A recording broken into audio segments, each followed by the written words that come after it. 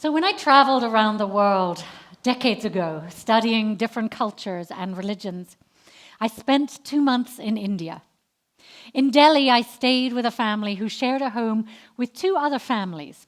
One family was Catholic, one family was Hindu, and one family was Buddhist. And rather than shunning each other for their different beliefs, they were committed to sharing their various faiths with one another and to raising their children collectively, being exposed to all religions.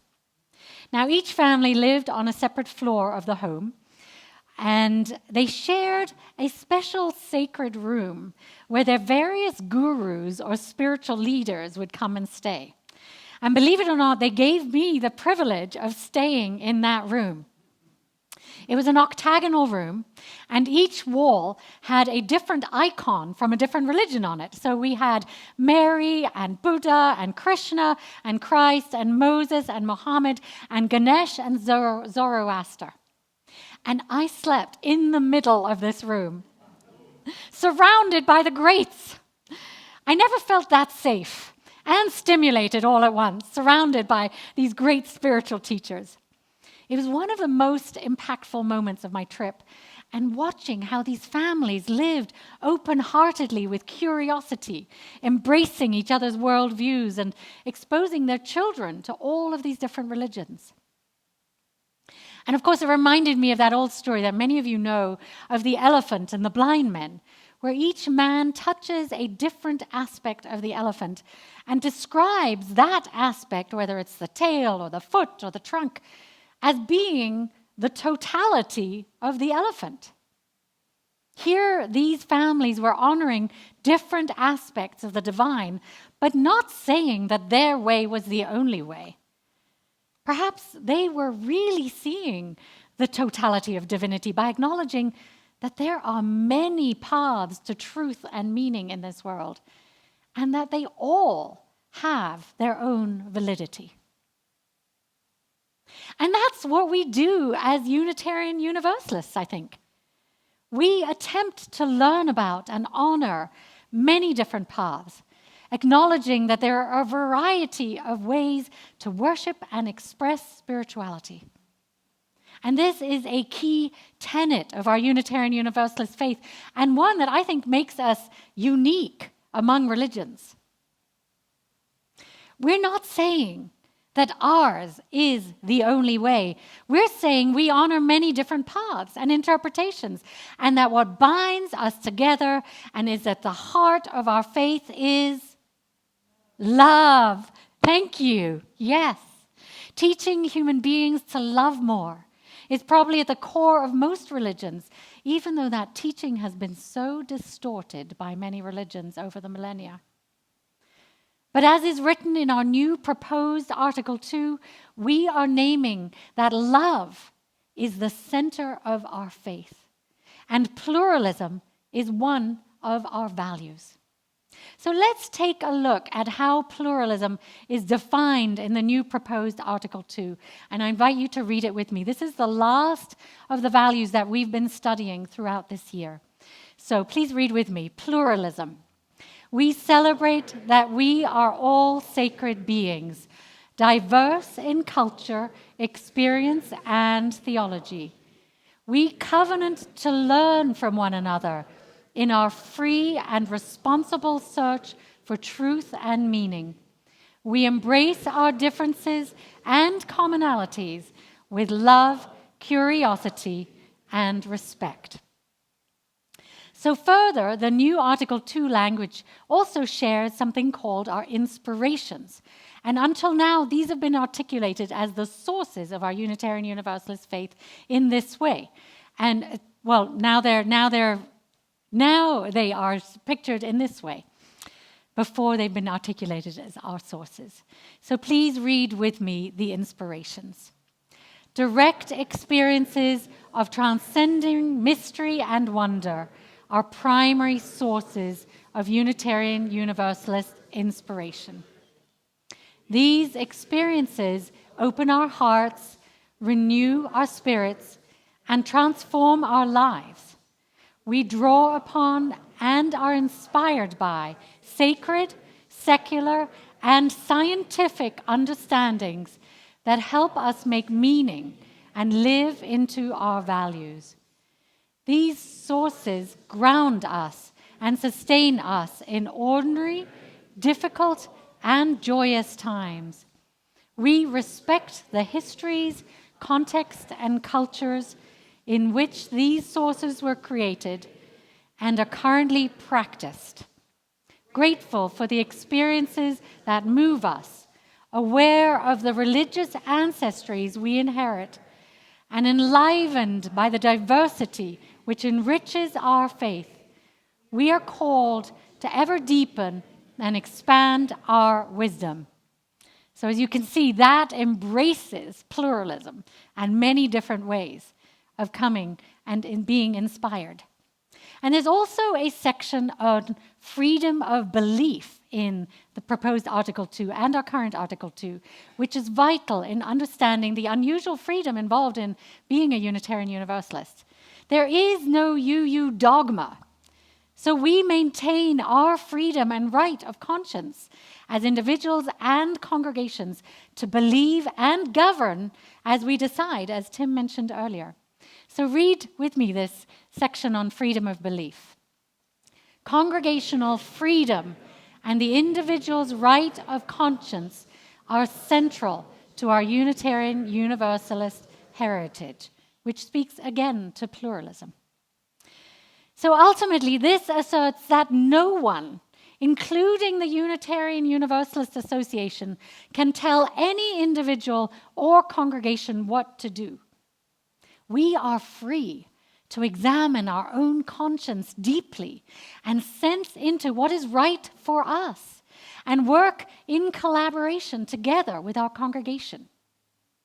So for those who feel hesitant about the new Article 2, we have a lot of freedom. Our faith's pluralism encourages us to accept everyone with their differing opinions, whilst remembering that we are all part of this loving community. We get to model how we live together with divergent opinions and work for the highest good of the whole while loving one another across difference.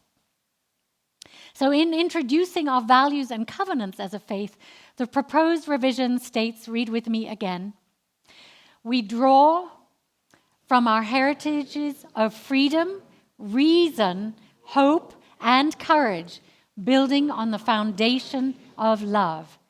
Love is the power that holds us together and is at the center of our shared values. We are accountable to one another for doing the work of living our shared values through the spiritual discipline of love. So, my friends, the spiritual discipline of love at the center of our faith calls us to practice the value of pluralism among others. And our pluralistic approach is acknowledged in our inspirations, as you just read, our freedom of belief, and in our heritage of freedom, reason, hope, and courage. Centered around love, we welcome all with their varied spiritual expressions. And as a pluralistic faith, we accept many truths. We don't limit one another or tell each other what to believe. We encourage one another to ask questions and find our own path to truth and meaning. We accompany one another despite diverging beliefs, remaining in dialogue and open to different understandings.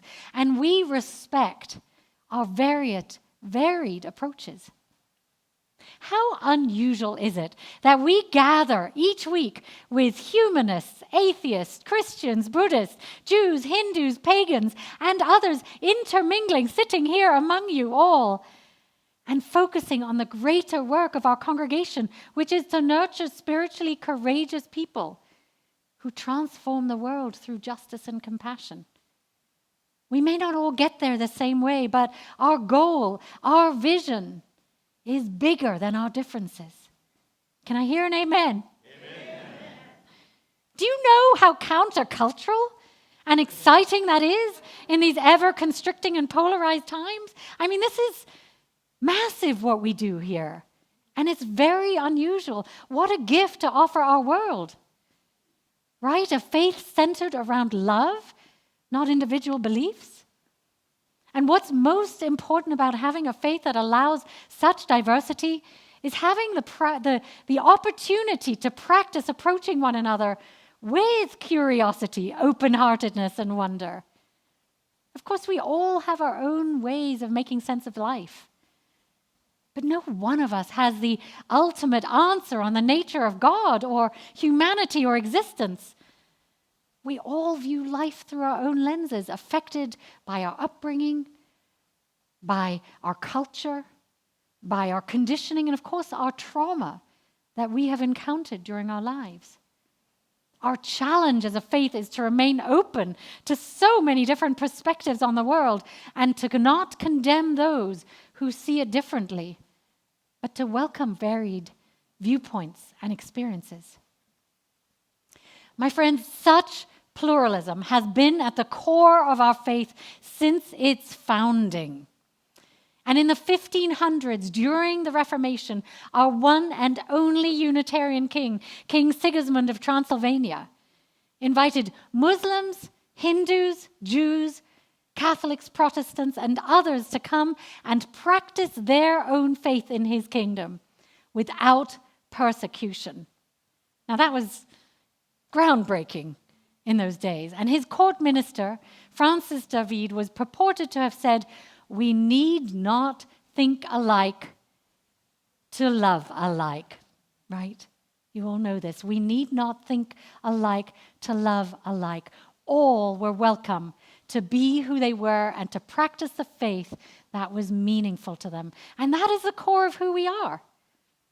And of course, such thinking was radical in those days, and sadly, King Sigismund died after only 3 years in power.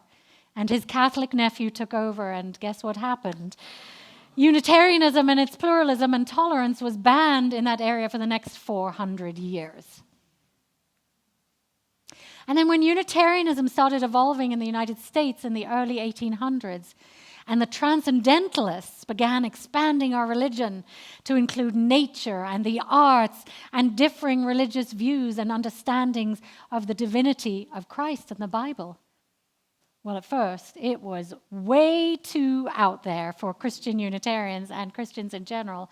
So it took another 50 years or so before a wider, more universalist worldview, which was no longer Christ-centric, was allowed.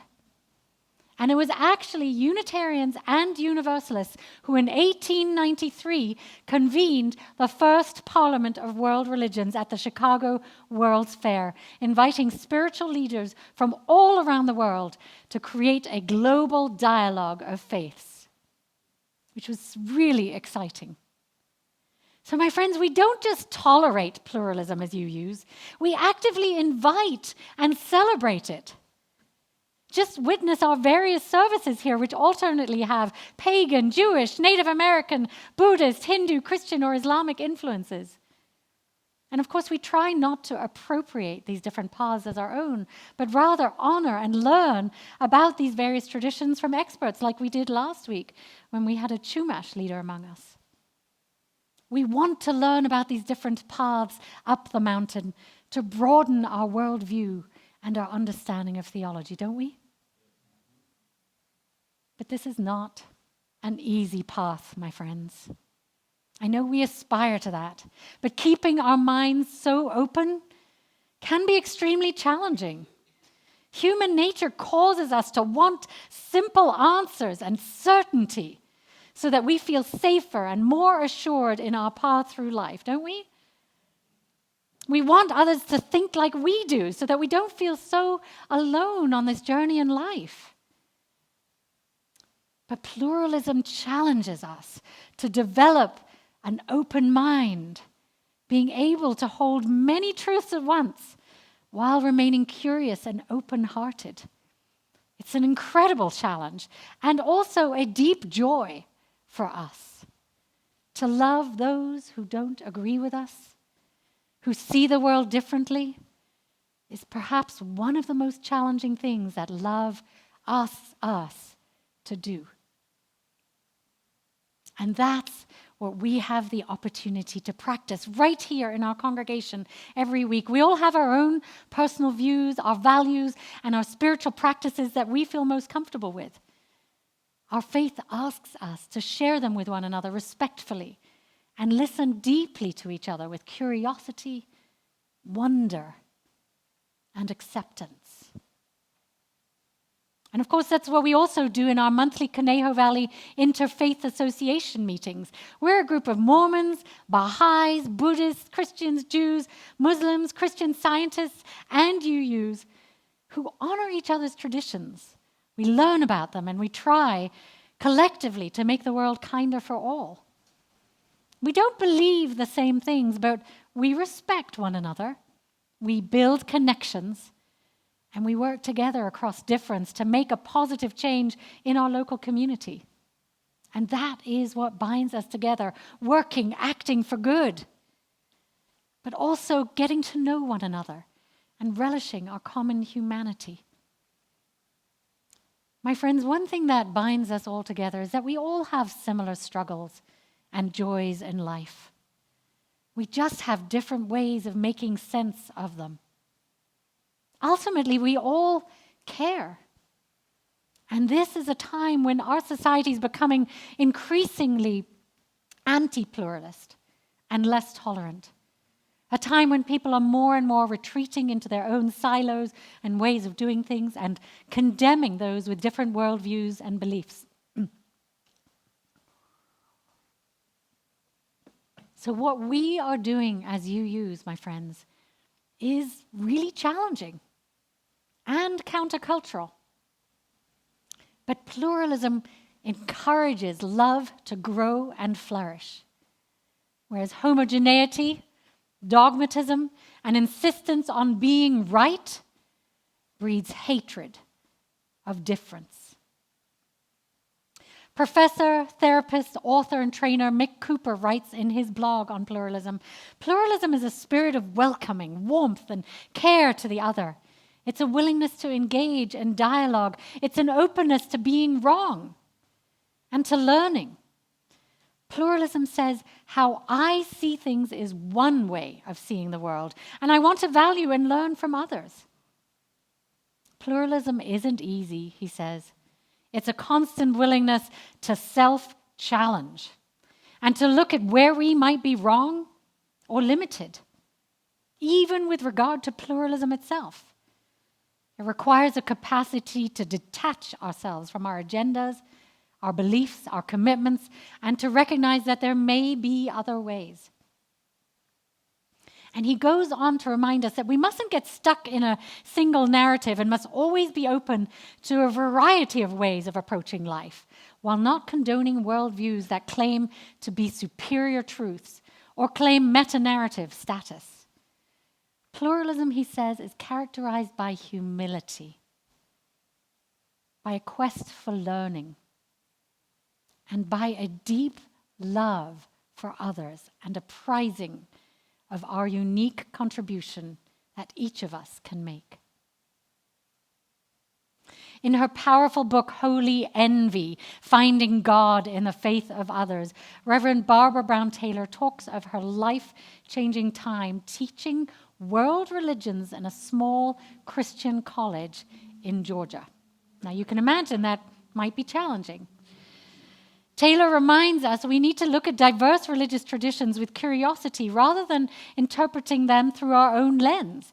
For example, she says, when I think I see a Buddhist worshipping a statue of the Buddha, I yield to the Buddhist when he tells me that he is not worshipping the Buddha, but honoring the Buddha's example.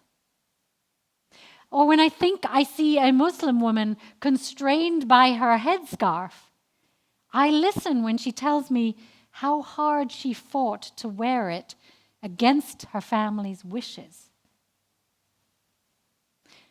So we mustn't make assumptions in our pluralism. And Taylor shares how disorienting it is for many of her Christian students to discover after a lifetime of Christian indoctrination that there are so many other religions and understandings of God and ways of being. And she recounts many stories of opening students' hearts and minds, but also shares the discouraging tale of one of her students who decided to leave her class upon discovering that he might have to expand his vision of the world. When he found out that she was not going to be teaching what was wrong with all the other religions, but rather lifting up both the good and bad parts of each religion, he decided to drop the class. Believing the Bible literally and that Jesus was the only way to God, he didn't want to pollute his mind by being introduced to strengths of other religious viewpoints. Nor did he want to entertain the idea that Jesus might not be the only way to God. And sadly, my friends, we know that it's such fear and insistence that there's only one right way, which leads to our great divide and intolerance as a society. And this is a good warning for us. We too must be cautious not to fall into a similar stance of not wanting to pollute our minds or feeling superior and like we have the only one right way. We must be mindful of being prejudiced against others based on stereotypes, on politics, or religious traditions. And that's where the use of reason and conscious reflection become important.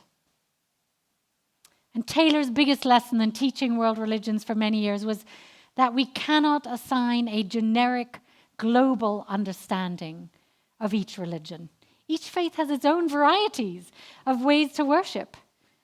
We need only look at the many different strands of Christianity, from Pentecostals to Mormons to Catholics and Protestants to different types of Episcopalians and Presbyterians and Methodists to see there's not only one way of being a Christian, just there is no one way of being a Muslim or a Buddhist or a Jew.